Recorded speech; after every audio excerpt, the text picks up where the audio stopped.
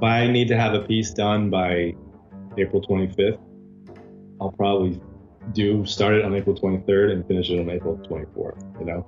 Because there's always something that needs to be done now or tomorrow. Today's guest is somebody that I should have had on the podcast years ago. I know I say that so often, but it's really true. I'm Jason Heath. This is Contrabass Conversations, and we are chatting with Matthew Golombisky, who Matthew was recommended to me as someone to be on the podcast 10 years ago at this point by my former bass teacher, Chicago Symphony bassist Michael Hovnanian. Matthew, his career is such a fascinating mix of places and musical styles, and you're just going to love this. But Matthew was working as a musician in New Orleans when Hurricane Katrina hit. He moved up to Chicago, started playing in several projects, including one with Michael Hovnanian and Douglas Johnson, another great Chicago bassist. He then moved to Argentina, moved to Rochester, moved to Oakland, back in Argentina, and we chat about that. Ears and Eyes, his record label, all these shared connections we have, and tons of great advice for getting the word out about your project, your composition, your band. You're going to love what's working and what's not working here as we're recording this in 2018. Matthew's a great guy. Links to his website and Ears and Eyes records are in the show notes, so be sure to check that out. Now, I want to give a shout out to our sponsors, D'Addario Strings and Upton Bass. More on both of them later. But let's dive into this conversation with the fascinating Matthew Golombisky.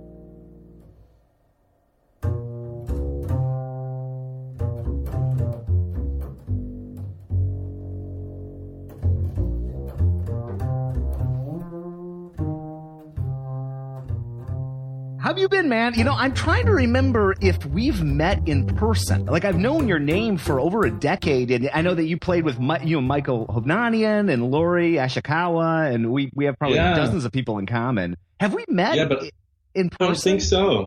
I don't think so. Because you were in Chicago,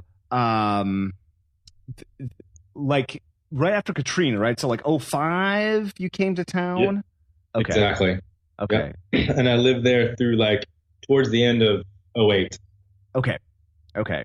And right when I moved to town, it was because Douglas Johnson was offering a spare apartment of his to people who were evacuating Katrina, but the restriction was you had to have pets because a lot of people were accepting people from Katrina, but they didn't want strange pets in their house or whatever. And so their stipulation was you had to have multiple pets, actually, it said.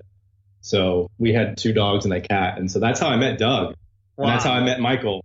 And that's how I met Lori. And that's how I started playing the Gunelpumpers and on all that good stuff, among other connections. Well, that's a very Douglas Johnson thing to do, too, to like have and Doug, I mean, like, you know, I think, I can't remember what the cat shelter, I'm forgetting the name of the cat shelter. The treehouse, right. So, like, I remember something happened at the treehouse and they had to find homes for the cats while they were remodeling. I don't remember what happened, but for a period of time, Doug said he had something like 60 cats in his basement. I could believe that. I know that he normally has like 16 of his own. So I could definitely believe them doing something like that. They're super, super nice people. Well, I even think they built some sort of cat-sized stairway. I haven't thought about this for years, but they had one level of that building, and then the second level. Maybe it was when you moved out, but the basement level. Like when I was there, they turned it into a small apartment, but the basement level, they were always like housing cats, you know, that were like, you know, too many for treehouse or something like that. And then the first level, the second level, it was their apartment, and then the next level was my apartment, and then there was another apartment on top of that.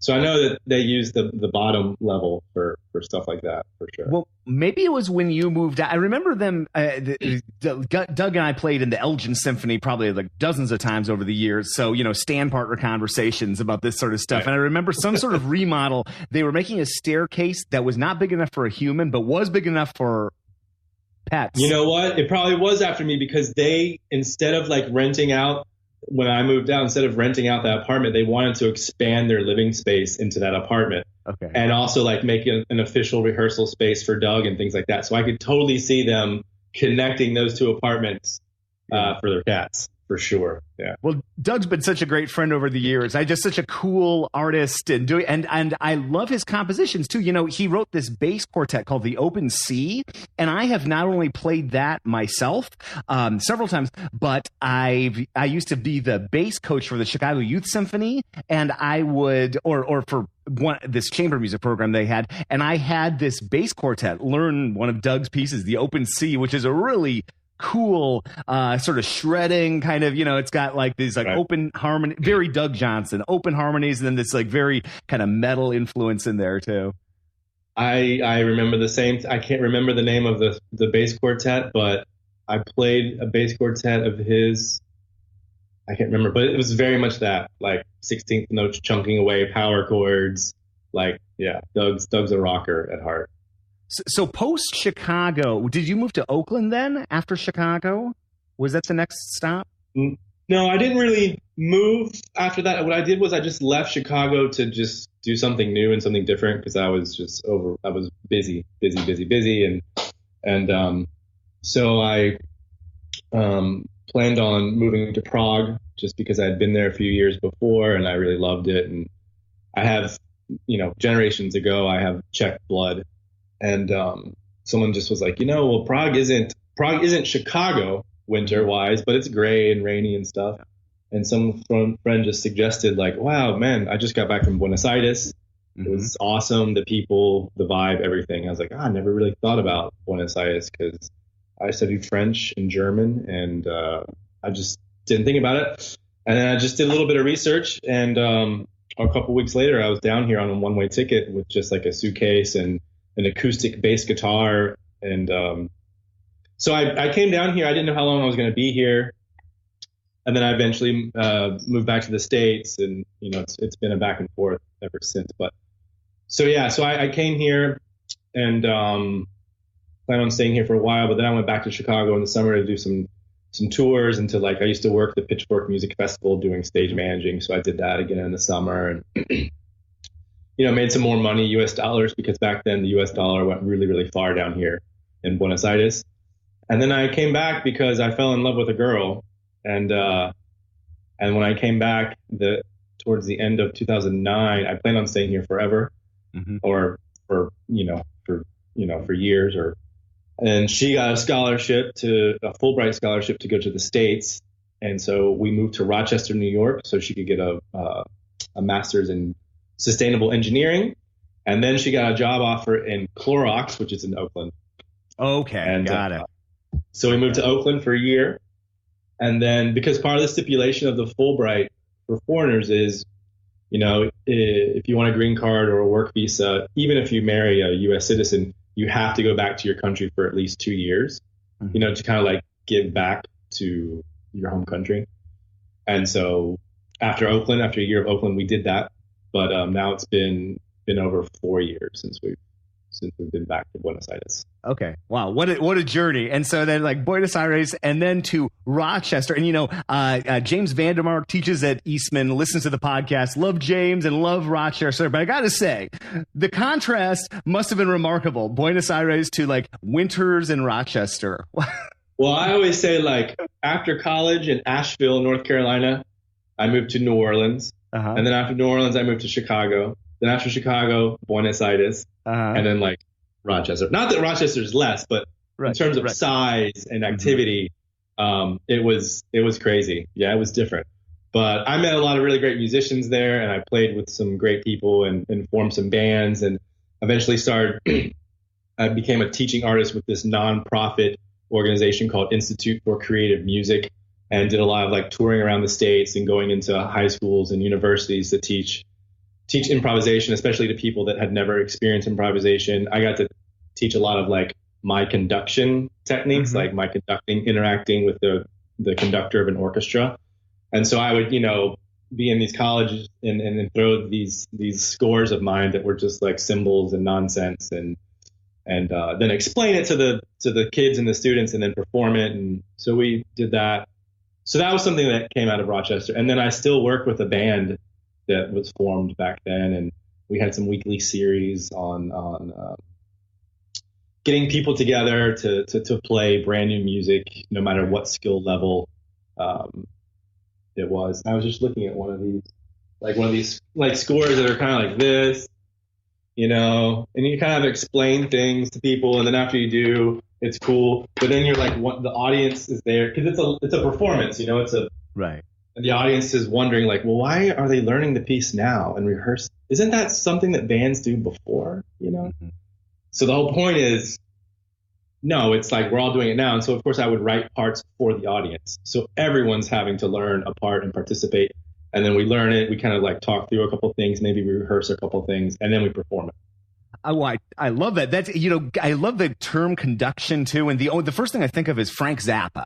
I know that he was into that. I remember watching this great video of him teaching his band, or even like on some talk show in the 60s or 70s, showing all the different symbols to, like basically giving the middle finger going.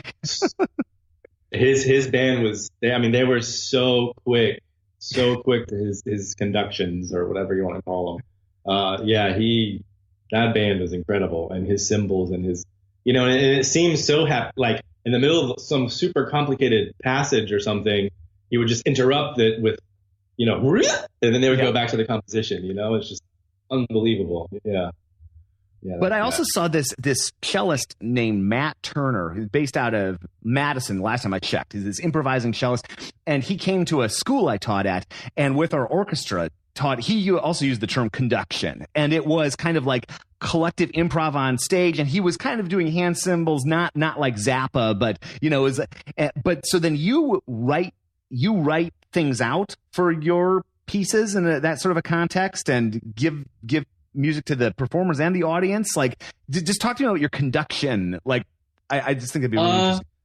Well, and also I have to mention that I think the term conduction was coined by this guy Butch Morris. That's where like officially the name came from. But and I never studied him, formally. I just kind of like developed techniques over the years with working with my, I have to say, like personal orchestra that I had in Chicago. I had this working, 25, 35 piece band that we would perform music of mine in various clubs and bars. And so over the years, I just started developing more compositions where I was playing bass a lot less.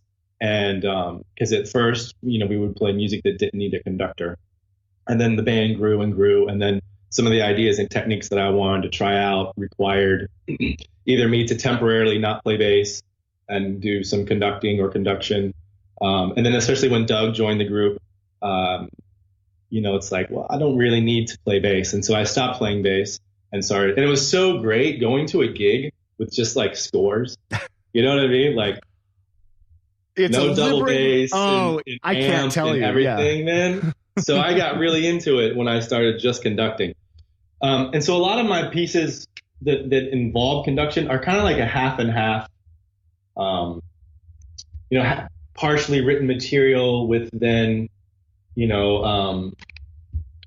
parts where you need to kind of like look up. Like I do a lot of where I'll write the notes of a melody. Like for example, there's like a melody here. I wrote the phrasing, but I didn't write like the specific durations of the notes because I wanted to decide them in the moment. So a lot of my conduction is more, I would say, like normal and kind of boring, where it's just you're just watching me for the durations. Sure. Like stay on the note until we change a note.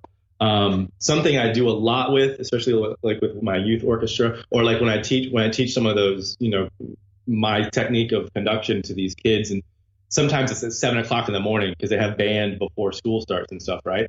And so I have this piece called Louis Steps, which in several sections there's a thing I call it a 3/4 hit. And it's just like an X head eighth note, right? And the idea is that I give a 3, 4, and then you're supposed to hit. And I usually explain, like, in this moment, we're trying to build tension. How do we build tension? Of course, we talk about ways to build tension musically, and, and of course that involves playing loudly and playing dissonant, and getting some dark chromatic clusters in there. And so I give the 3, 4 hit, and it's kind of like a wah. Like, what? I know it's early, and I know, like, this is outside of what you normally do, but and so we would do a 3, 4, and I eventually got them, with me, and also, like, building tension. And it's funny when I do it with some of the, like, concert band and big band folks, the 3, 4, and the 1 is on my 1, you know. And of course with the classical groups, it's kind of like a 3, 4, 1 after. You know what I mean? Like, it's always Sure. after.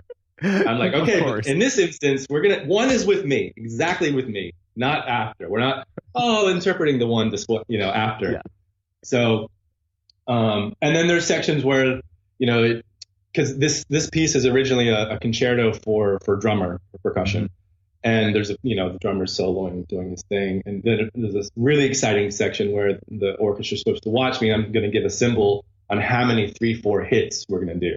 Just like, make sure everyone knows 3, 4, ba, ba, ba, ba, ba, or 1, ba. And everyone's like really, really involved. Or I'll do like 11, and everyone like looks around like, oh, okay, 11.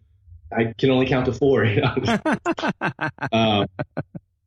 So things like that. I have volume symbols and like elongate symbols, or like if there's a solo section in a tune where it's a kind of an open solo section, I'll have accompanying background chords that I want, but I don't know what order I want them in. So there's different symbols for, let's play something from this chord, and let's play it in a certain way, because to back up the soloist in the moment, right? Instead of writing out backgrounds that are predetermined, I don't necessarily know if those backgrounds are going to work with where the tune is going, where it's headed.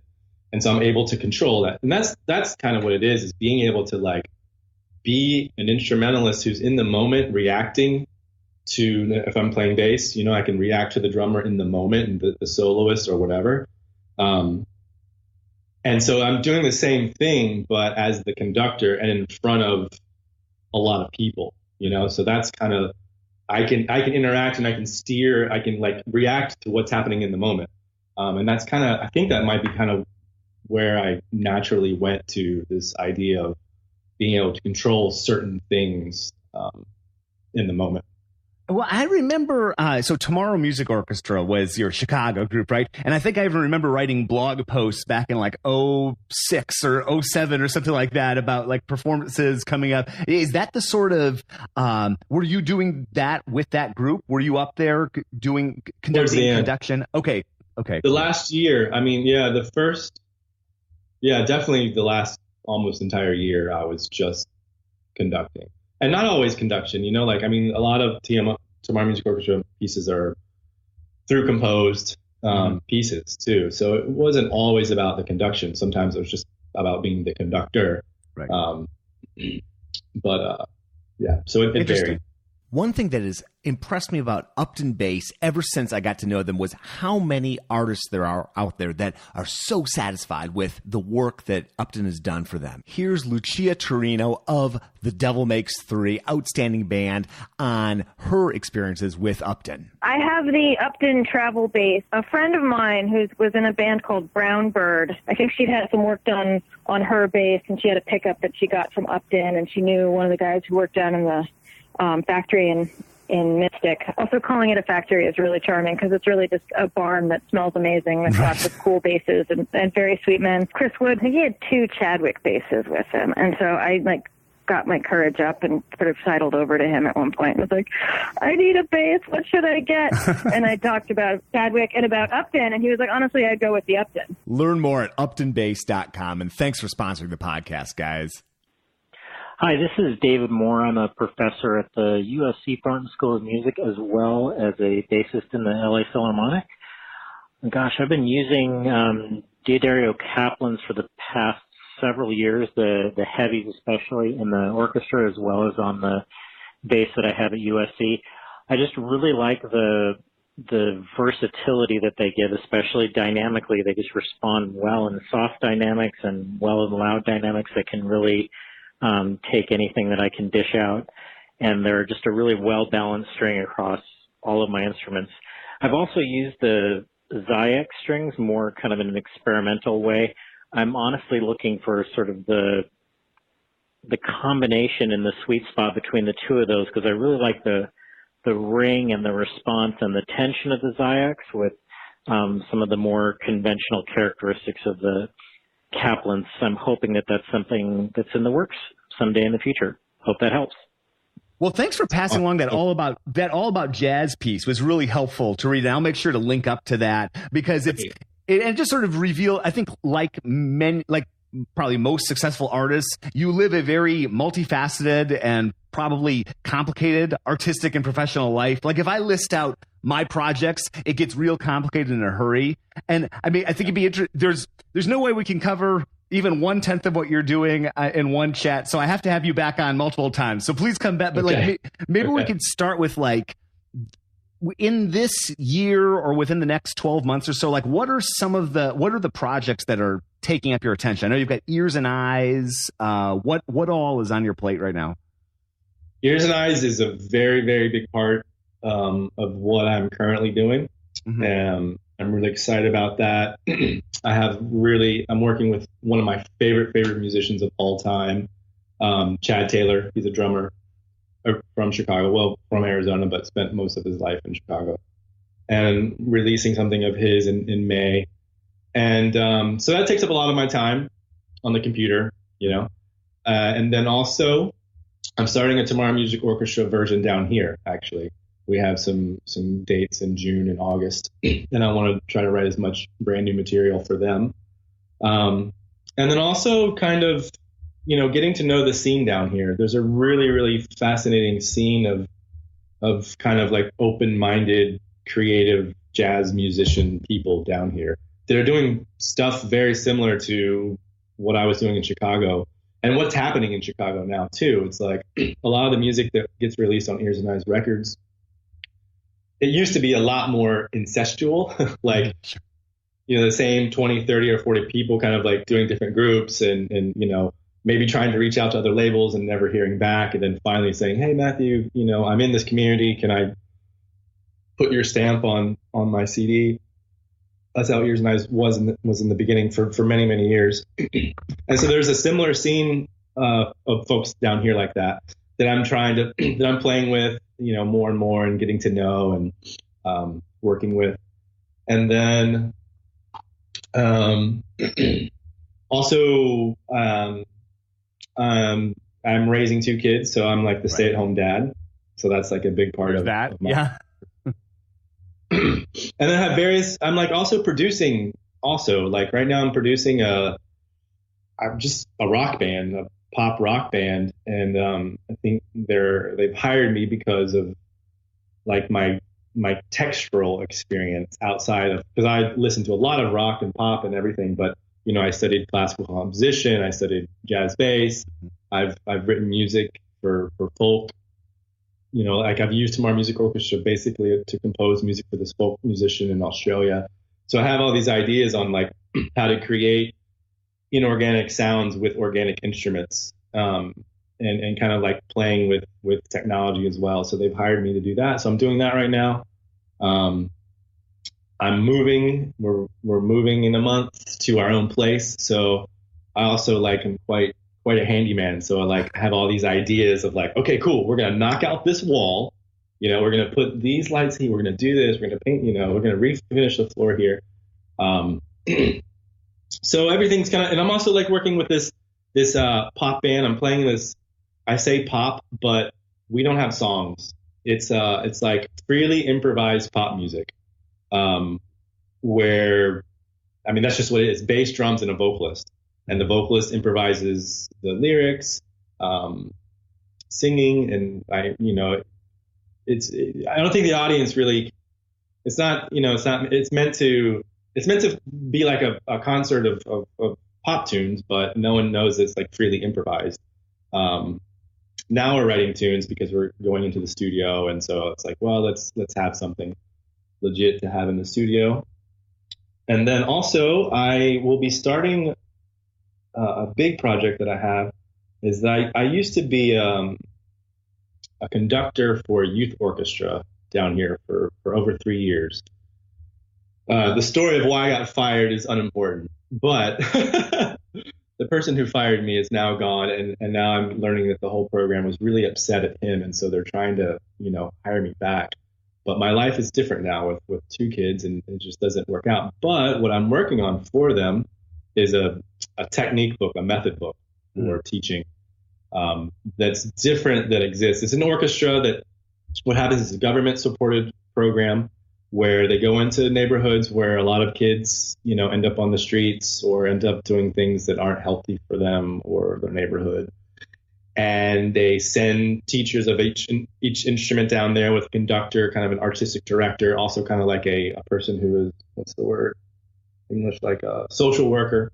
Sure. And they just find a place to have classes 2 or 3 times a week, to have general rehearsals. And so we have like a violin teacher, cello, contrabass teacher, oboe, clarinet, trombone, trumpet, sometimes French horn, and percussion. So I was a conductor for them for over 3 years. And when I started with them, my Spanish was terrible, but they were patient. And I also did a lot of the stuff with them, like all the conduction stuff, like all the stuff that I did professionally with TMO. It's not hands off just for professionals. No, it's great for 6-year-olds too, Oh, but they love it. Yeah. They love it. But I found some kind of holes in the program where kids weren't necessarily learning how to be musicians. They were just learning how to like play the piece they were working on. And so there was like big holes in people like actually not knowing very much history, or like maybe they're playing the melody to Ode to Joy, but they don't even know where it comes from, or they've been playing their instrument for a couple of years and still can't really read music very easily. And also what you have in these programs is you have kids who have been playing in the program for 3, 4, 5, 6 years. And so their level is pretty good. But then each year you have a handful of brand new kids who know nothing. And so it's difficult to teach when you have this, and because all the music that the program provides, and it's similar in the States too. Like, it's like level 1, level 2. Like my 6th graders can play level 1. Great. There's music that's level 1, right? Mm-hmm. But if you're trying to play that level 1 music with 6th graders and then like college kids, the college kids are going to get bored. Yes. Right. And probably like teeter off their attention span and everything. And then the opposite, you can't play, Mazursky with 6th graders, Exactly. And so at first I was thinking, and there's no technique book here in general. I was like, I'm going to just like buy the technique, the Hal Leonard or whatever it is in the States, and bring it down here. But again, you run into that problem. It's like when everyone starts in the 6th grade or when they're 10 years old, everyone's learning G at the same time. Yeah. And then the next day, everyone's learning A at the same time, and so they're all doing this at the same time. So I'm working on developing a technique book that always has like 2 or 3 different levels happening at the same time. So it's like we're playing this exercise. There's a very, very basic part where they're just playing G whole notes, whatever. And then maybe there's and G because it's open string on the violin, And then maybe the next level is that someone's like playing a B where they have to actually use a position, And so, it's still difficult. And then maybe on top of that, there's a melody. Right. So that, and the kids can choose in the moment what level they're at, And then, so that's like the very, very basic idea. But it's like, I'm thinking about making it like a year-long program, because if you start at the first level at 0, and you go through the whole book, quite possibly the next year you start on the 2nd tier of difficulty, and then the next year, the 3rd year of difficulty. So that's something that's going to take up some time.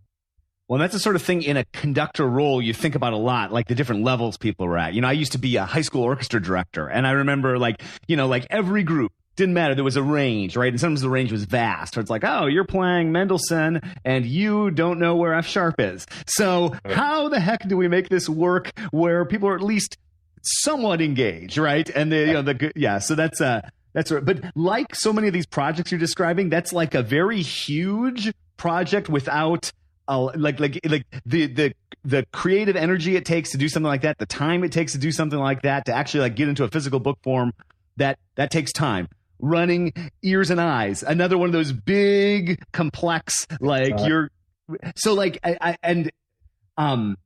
think I love chatting about this sort of thing. Like how the heck do you, and then you've got the whole family, like, raising the two kids, you're a handyman, you're going to move. Like, how the heck do you organize that into, we've all got 24 hours in a day. You're also going out and playing. Do you have any strategies or like daily routines? Do you like email in the morning, play in the afternoon? Like how have you, obviously you must have found a way because you're making progress in all these things. Like, how do you organize your time?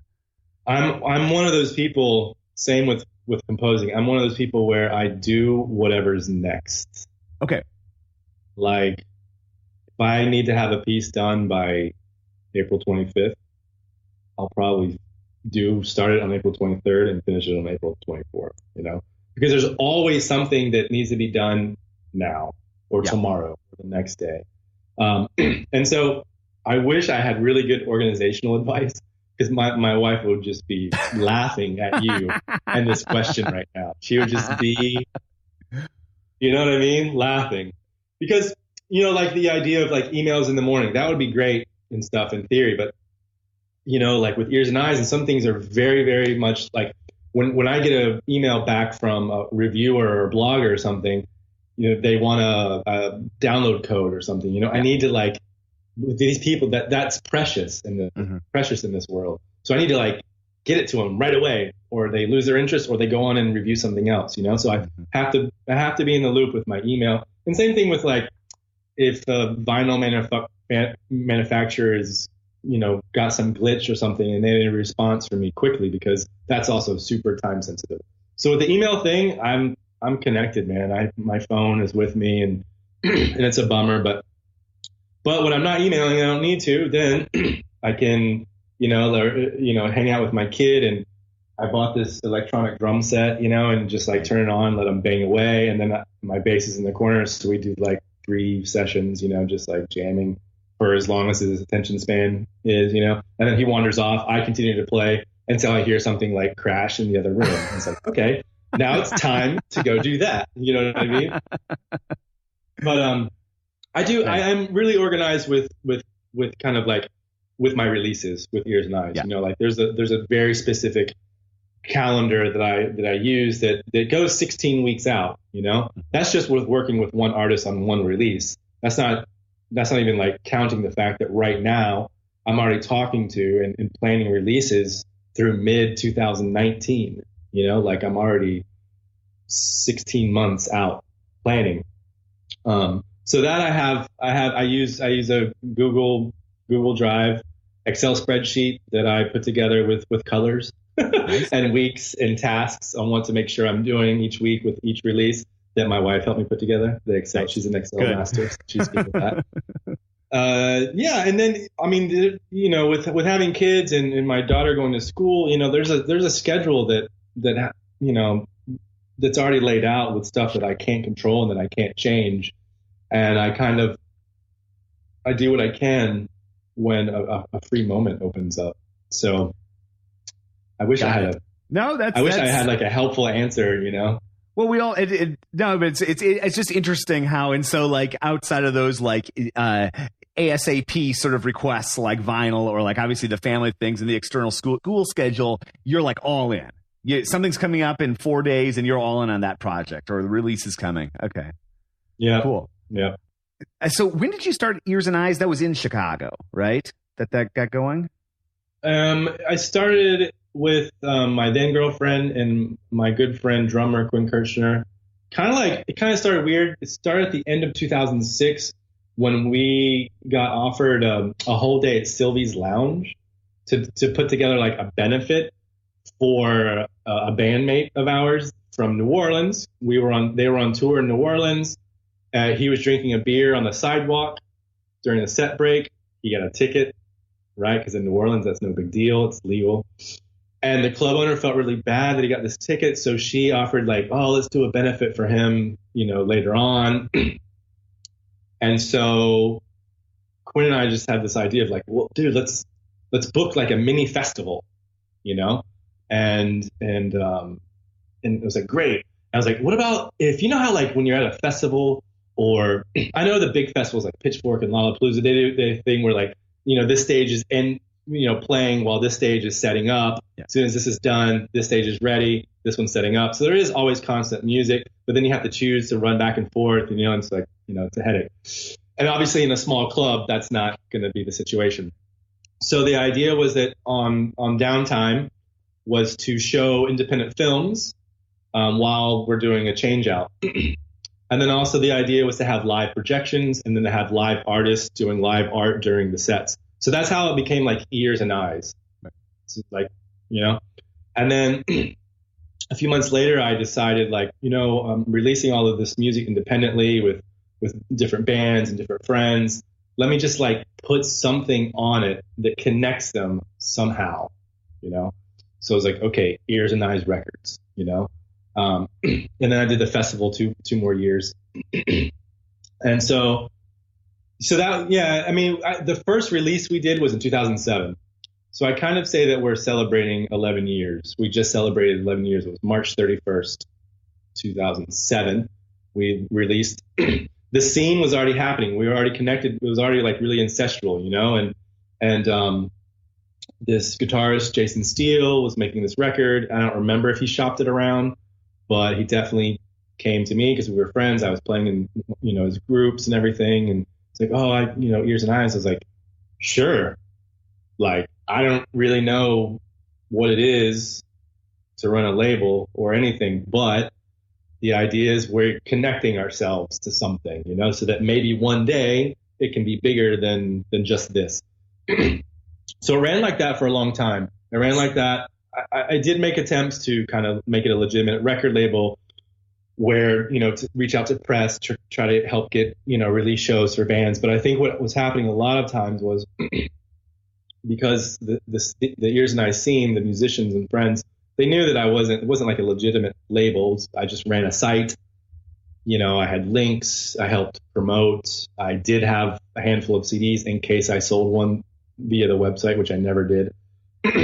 But so I think what happens is a lot of my friends and artists would reach out to other labels like Clean Feed, especially, or Sunnyside, or whomever. And it's difficult. People don't answer emails. People don't get back to you. And it's a busy world. I can completely understand with the how many like submissions and requests I get for someone who's really, really a big label like Clean Feed. I'm sure they get hundreds of emails a week. They just can't, or it's difficult to respond to all of them.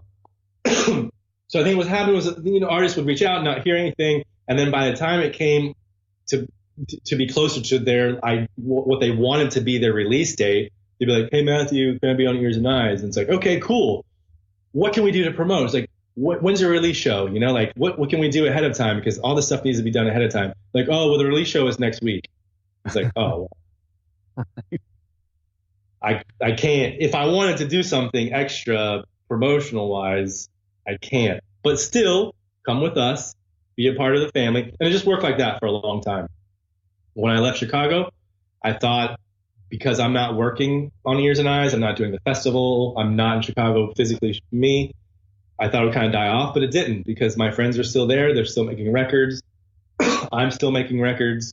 I'm in Rochester. They're making records, and like the word gets out. And so I just kept releasing records softly, yeah, come with Ears and Eyes. You know what we are. I wasn't like releasing people I didn't know personally. Like, you know who we are. You know how it is. I know that like you just want to have your, release a part of something a little bit bigger than just you independently releasing it. Until about 3 or 4 years ago, when I started to get approached by other Chicago people, but people that I didn't know, like the next generation of, creative musician folks, Right.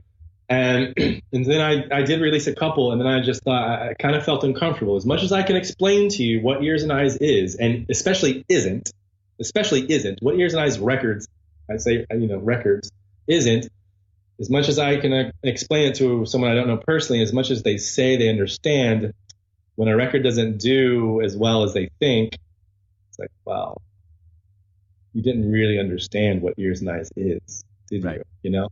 And so I had, at one moment, when I came here, I was like, okay, enough with that model of Ears and Eyes. I either need to work at full force and see what can come of it, or, like actively kill it, So I decided to work it, to try to see if changing the entire model of it would work. And I mean, there's still nothing monetary happening. Like it's not like feeding my family or paying rent or anything of that nature. And nor are the profits that I give the artists and the percentage that I get. And, as much time as you putting into a press release and emailing folks and finding new contacts and helping with art and, the plan and making video trailers or music videos, or always kind of researching new ways to promote artists. It might be a good thing that I'm less like my wife, who's like super, super organized with everything, because she would like probably dock all the hours of what work she puts in, right? And then she'd have like an Excel spreadsheet of all the profits coming through Ears and Eyes, and it would be in this one sheet, and then it would tell her like what her average hourly rate is, and she would see like 11 cents, and she would do that for a year or two, or I don't know, and then be like, okay, something else with my time, But I know that I don't really contribute anything financially, but I also really like, it's more, I love the music.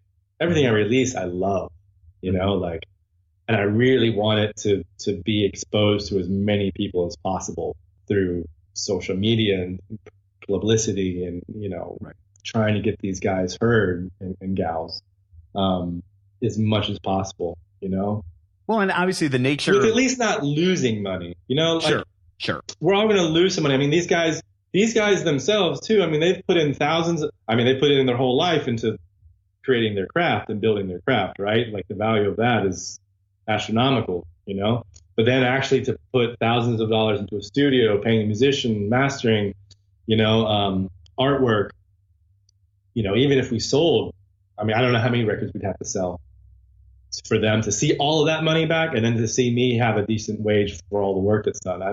It's, and so it's the same thing. Of course they're doing it for love too, right? Mm-hmm. They're doing it because that's the nature of who they are. The nature of them is to make things, create things, document them, and put them into the world and repeat. Right. You know what I mean? Right. And I mean, because I always joke with these guys, because I release a lot of jazz type music. I say to these guys, like, you guys, there's no sense of supply and demand. You're like, you have no sense of supply and demand, right? Because you realize there's no demand for more new jazz records. Right. We've got enough. There's plenty. And even if you stop, there's still going to be hundreds of them every week.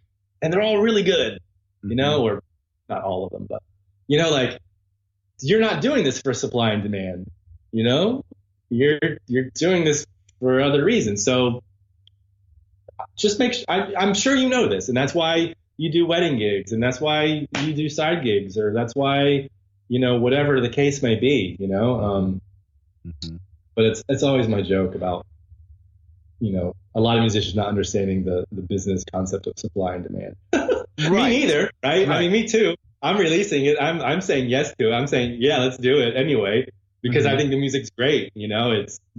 Music is such a driving force of awesomeness and positivity, and makes you happy and makes you ponder and, whatever. So like, yeah, let's keep putting more of this into the world. Let's oversaturate the world with this, This episode is brought to you by the A440 Violin Shop. It's located just down the street from Wrigley Field in beautiful Chicago on the north side, just off the Brown Line. I have been going there my entire adult life, and they have been fantastic, both for repairs. I've had cracks repaired. I've had seams glued. I've had all sorts of students go to A440 to get instruments, to get bows.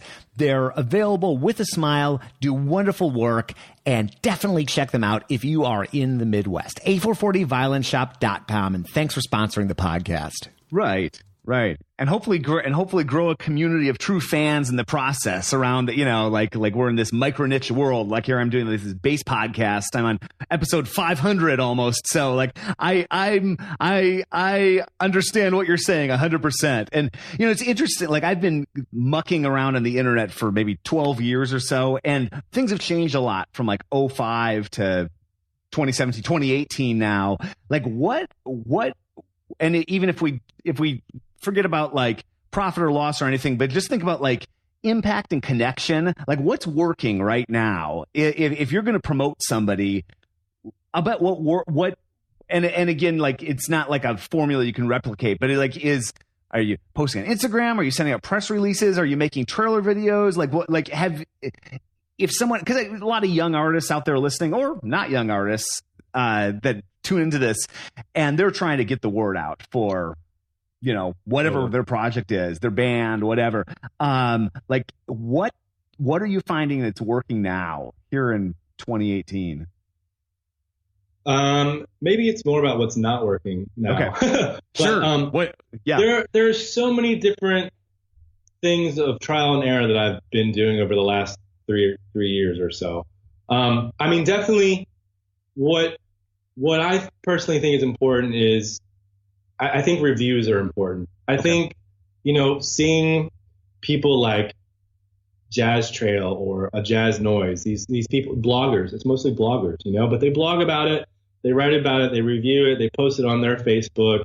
Of course, they tag the artist shares it to their, artist page and their personal page, and it gets passed around, and it just, you get in front of more your audience, and then also possible audience, like it comes through my feed. I trust this blogger. I like him. I'm probably going to check out this record, So I think getting reviews is really a good thing, but it's difficult to get because you have to get in touch with these people. You have to have their contact. Sometimes it's easy to find, sometimes it's not. And if you're not a publicist, a real publicist who's been collecting these contacts over years and years and years, and they have thousands and thousands of contacts, and they've been doing this for a living for a while. So, a blogger or a magazine will open up his email versus an email from an artist they've never heard of, because you have to understand that these people get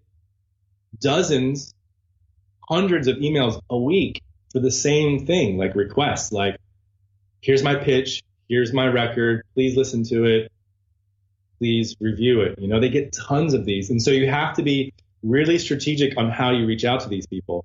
For example, I have a substantial contact list, but I email them usually via MailChimp, and I email these people usually 12 weeks out of a street date, because the other thing you have to understand, student, or whoever's listening, is some like when you email Downbeat, for example, or Jazz Is or something, like a big magazine, they're already working on, we're in April now, September issues. Yeah. So if you email them now for a June 1st release, they're just going to brush it off. They need time. They need more advance notice of what you're pitching to them. And some bloggers are the opposite. Some bloggers say, oh, it's 12 weeks out. Well, then he'll send me a follow-up email 1 week out, and then I'll just do it then. Because, there's no music public yet. There's no pre-orders yet. There's no track streaming yet. There's no nothing. So I'm going to write a review on it. I'm going to entice my listeners on this album, but then they can't check it out. So some bloggers are like that. So you have to not only find these contacts, but you have to know the vibe of who you're contacting.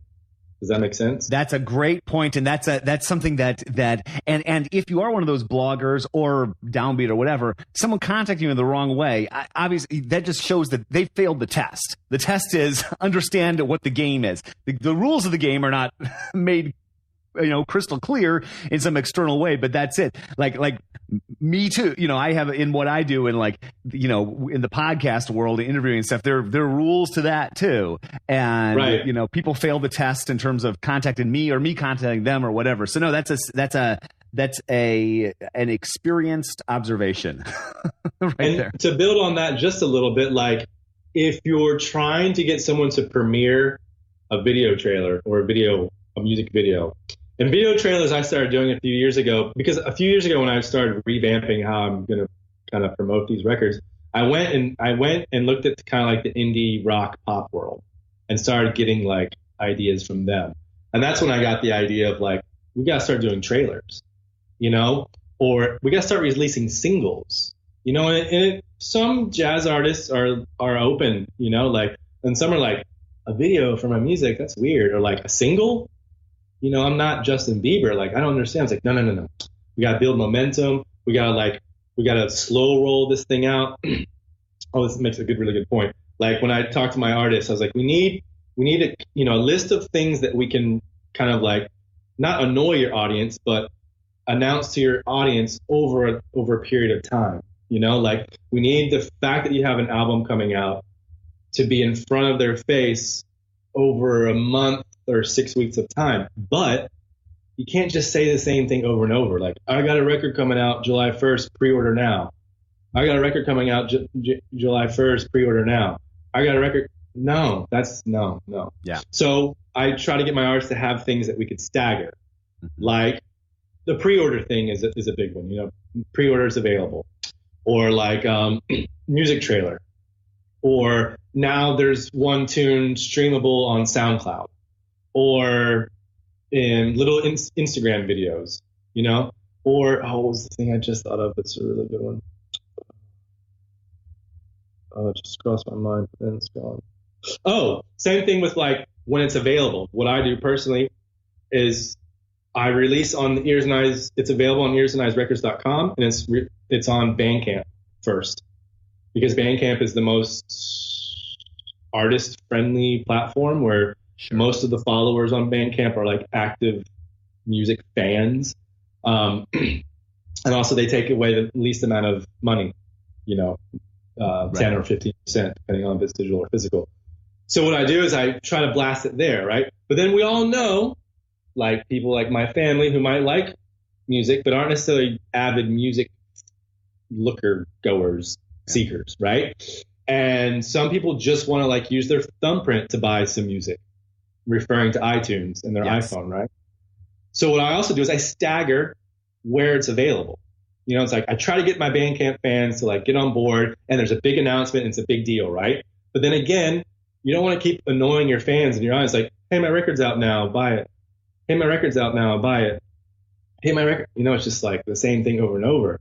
So maybe 2 weeks after its street date, there's another announcement of like, hey, all you iTunes lovers, it's available on iTunes. Mm-hmm. Go use your thumbprint, or Amazon. People who are addicted to Amazon that buy everything, all their shopping's done on Amazon. The other reason why I don't blast those first is because Bandcamp gives you multiple options for sound quality. Right. Lossless, WAV, FLAC, MP3, whatever you want. iTunes has their degraded music stand. Amazon, you don't get to choose with them, so yeah, that's great. Those are some ideas.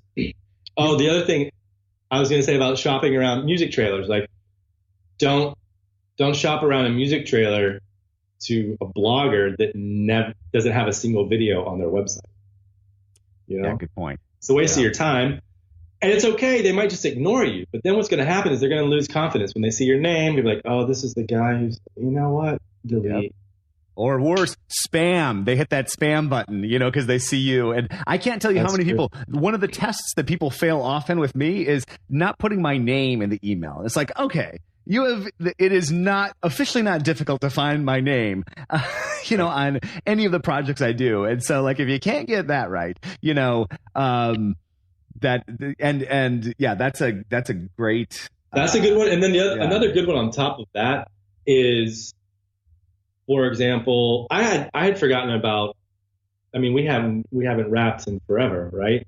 And I was researching because I'm working on this tango record right now out of Oakland. Mm-hmm. It's like, I don't have classical contacts. All my contacts are in the jazz, free jazz, noise, rock world, not even that much in the rock world. And so I'm trying to, do my research on getting classical contacts. And I was like, oh yeah, Jason. Mm-hmm. And like, Jason isn't necessarily a tango music reviewer, So I pitched the idea. So what I did is even if I had not known you, right, what I would have done is research, like, it's a bass blog podcast, mostly bass based. Mm-hmm. So you put in a note, hey, like, playing tango bass is like super interesting and different and whatever. Maybe you want to chat with this bass player, on the techniques and his experience in learning tango and his upbringing and is he classical, is he French or German? Because I know down here from Buenos Aires, almost everyone plays French because some of the techniques are easier with French bow and like that. So I pitched that idea, and so it's like, so Jason's going to open my email and be like, hey Jason, I know this isn't necessarily your thing, but check out this idea. So if you can do that when you're pitching to these bloggers, it's helpful. But it's difficult because it takes so much time. It takes a lot more time. Yeah. I'm doing it now. And like, it takes so much more time to kind of like go through my list and see who I should pitch what to individually versus MailChimp. Boom. I know. Well, I love talking about these sort of topics because I've done a couple of these multi-person, like D'Addario Strings is a sponsor. So I did a show for them and contacting all their artists. And not all the, but I probably contacted 60 bass artists. I did a similar thing with university professors, and it would be so easy to take all those emails and put them in the BCC field and say, hello, friends, and send the same message. And I have done that before, but I'll tell you, the response rate on that, maybe 10%, and this is a warm audience. People I know. The response rate when I put, hey, Steve, so great to see you last summer, blah, blah, blah. Hope Anne's doing well, doesn't take that long, but you add that up, what would take 2 minutes takes an entire day, but the response rate, 50% maybe, I totally agree. 100%. And I also there's these theories on when press releases should go out, mm-hmm. Like it used to be, or is it, I don't remember what it is, or releases. It used to be Tuesday, and now release dates have switched to Friday because no one really understood why it was Tuesday. Well, it had something to do with shipping vinyls, getting vinyls to stores over the week, or shipping them during the weekend so they arrive on Monday, and then they can spend Monday putting them on the shelves, and they release on Tuesday. Something really weird like that. And then they switched to Fridays just to coincide with media in general, like movies. That happened like 2 years ago, the switch. And there's something with pitches, press releases too. But what you were just talking about is like emailing individually, is I've noticed that I can email people anytime. It doesn't matter what time it is. Right. My theory before was, when you wake up in bed and you're hitting snooze and you're just like checking your phone, make sure it's there. Because then they'll decide, oh, I'll check on this with my coffee later, Mm-hmm. So I would make sure that things get delivered to people's inboxes at 6 a.m. on Tuesday mornings or whatever, right? And then with my individual ones, I just, anytime, 8 o'clock at night, 11 o'clock at night, 7 in the morning, whatever I'm doing it. And the response rate is unreal. It's unbelievable. It's amazing. Another hint, if you want one more hint. Yes. Like right now I'm, like I said, I'm actively working on two things, but one of the things I'm working on is this Chad Taylor vinyl release, solo record. And Chad Taylor's already super, super famous. So, it's not like when you email someone and it's a name they don't know, you have to be really strategic. I'm being just as strategic with Chad, but Chad is a very household name in like the, creative music jazz scene. And so a lot of people are like, oh, Chad Taylor, what's he doing? But he's also a person who gets released a lot. So that's difficult. It's difficult to to like push a Chad's thing if he has so many different records coming out at the same time. Yes, this one's different, etc. But you know, you have to kind of like whatever. But if it's a lesser known artist, maybe they have one previous release or whatever, it's really good. I always have my artists put together a list.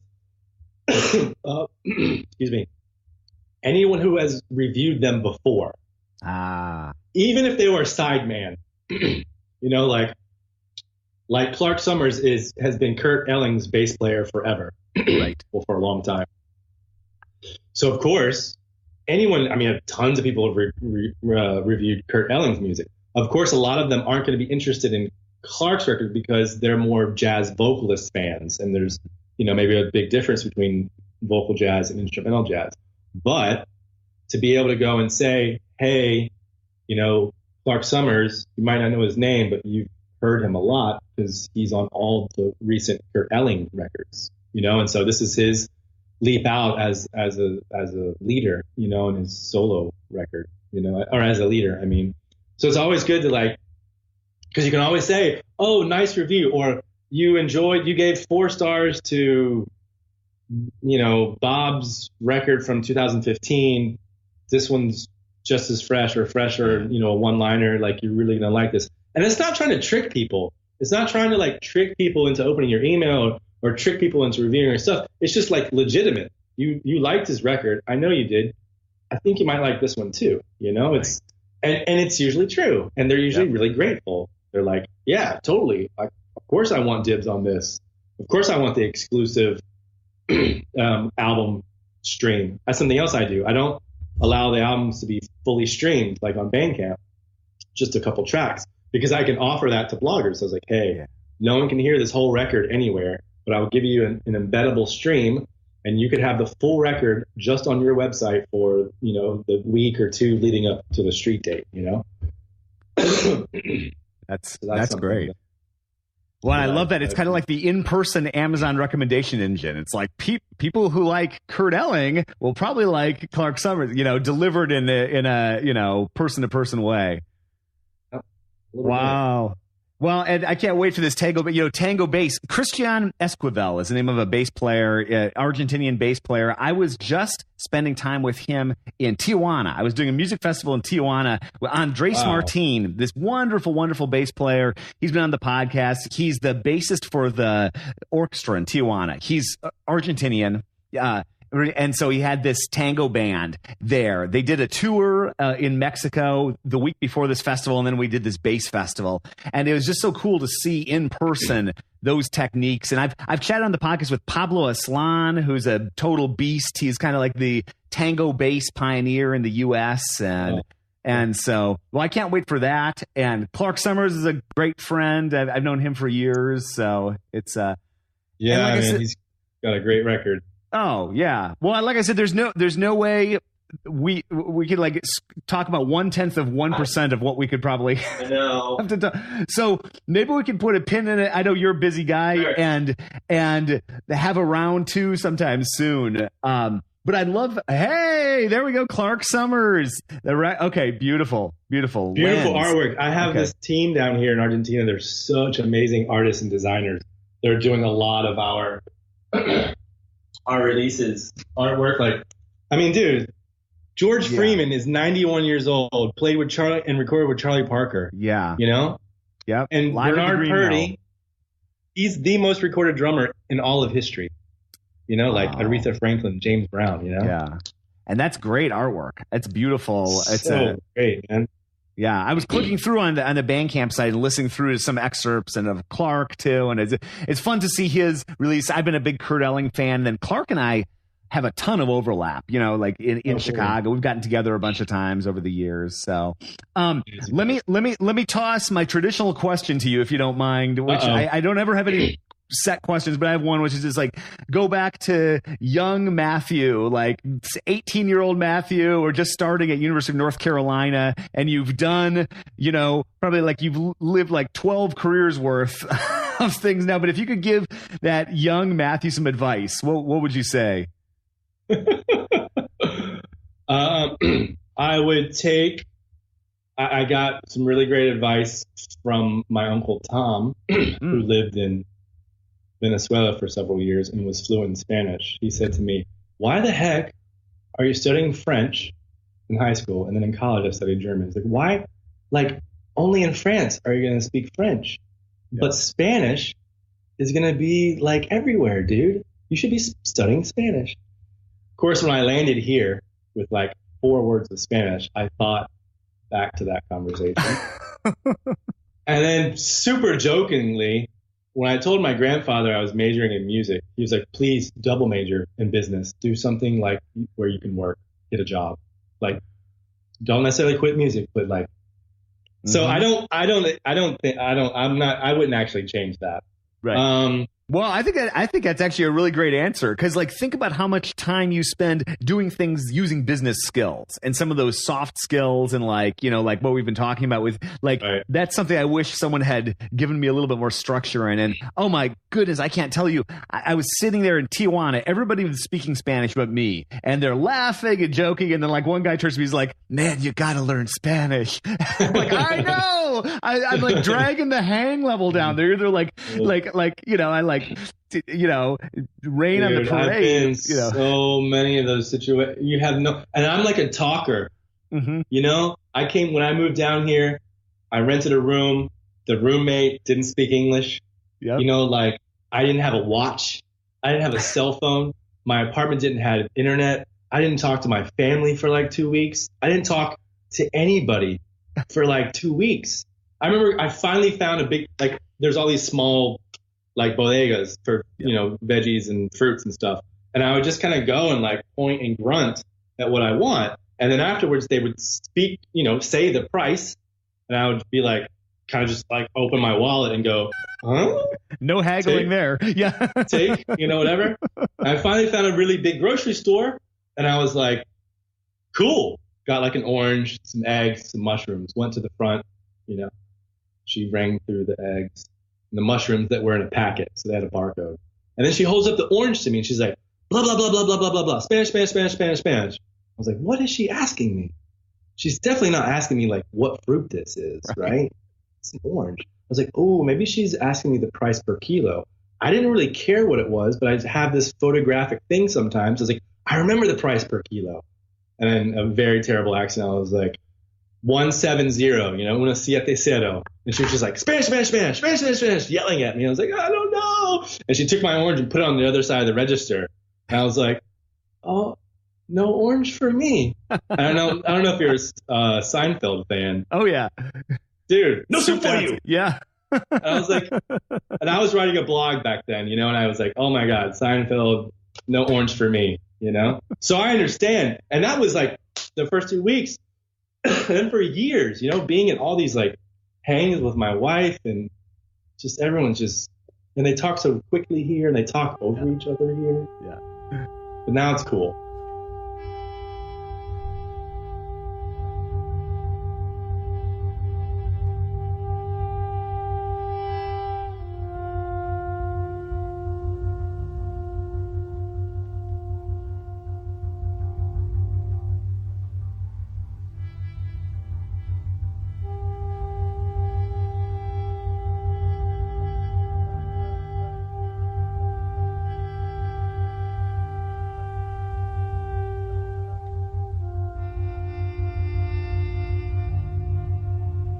Thank you, Matthew, for chatting. MatthewGolombisky.com is his website, and also earsandeyesrecords.com. You can learn more about him at both of those places, and check out the show notes for links to those. I am looking for somebody to help out with a project. Let me describe this project to you, and I like to bury these Easter eggs at the back of podcasts like this. I figure if someone's listened this far and you're still listening to me after the guest gets off, you're probably a true fan. I need help cataloging the topics that we talk about. And it's a simple job that doesn't necessarily have to be that time consuming, but it would help so much with making episodes about a specific topic. For example, Matthew and I talked all about these tips for getting the message out there. I've talked about that with several other people as well. And boy, that'd be a great episode to have 4 or 5 different voices talking about the same project. I went through and went through the archive rather, and I just wrote down what time on what episode I talked with somebody about a specific topic. So when I was talking about spiccato with Ed Barker, I just put 28 minutes spiccato discussion, or advice for your younger self, 52 minutes in, for whoever. I did that for the first 250 episodes, and I just, I cannot seem to find the time to do that. So I haven't done it since then. Okay, so we're at almost episode 500. So I've got about 250 episodes and a couple coming out each week, and I haven't been doing that. And I would love some help doing that. And it could be just as simple as like if Northwestern University is mentioned at 32 minutes, put that, or Homer Mensch. At some point, I'd love to do an episode on Homer Mensch, the great bassist from New York City, taught at Juilliard, so many people worked with, what he was like as a teacher. So just different topics. If we talk about something pedagogically related, some sort of advice, something like that, just a simple cataloging of those things. I can give you more information. If you're interested, feedback at contrabassconversations.com. Let me know. Contrabass Conversations is produced by Steve Hinchy, Michael Cooper, Trevor Jones, and Mitch Mooring. If you're looking for a great new double bass, Mitch is making beautiful instruments in the Dallas area. Learn more at mitchmooring.com. I'm your host, Jason Heath, coming to you each and every week from San Francisco, California. And we will see you again soon for more life on the low end of the spectrum.